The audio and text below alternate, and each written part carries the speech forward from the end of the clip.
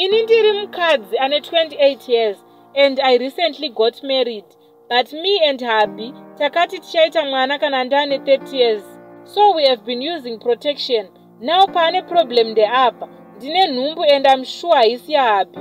Inofanirwa iri ya stepfather vangu. Right, let me tell you how I got pregnant by my stepdad.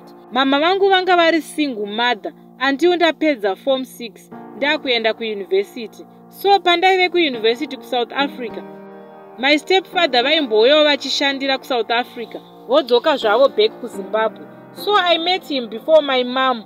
Our sex was very good. Even though vari muhombe vanotokunda murume wangu. We went our separate ways. That's when he met my mom. So mama pavakandiudza she wanted me to meet someone who makes her happy. Then I see is that old man wandakambofambidzana naye. I was shocked and jealous at the same time. But how can my mom have good sex with him while inini murume wangu asinganyatsogona kundifadza pabonde? 3 months ago, me and my stepdad takaenda out for lunch tichida kutaurirana kuti hapana anoudza mama. Then we decided kuita one last sex. Then we ended up takutoita sex every chance we get until condom rabvaruka. And me and hubby hatisati tambobvarukirwa. So that was 2 months back. So now I just discovered ndine nhumbu. Imwe pfungwa iri kufunga ndiichengete. Then ndoti kumurume I'm ready kuita mwana.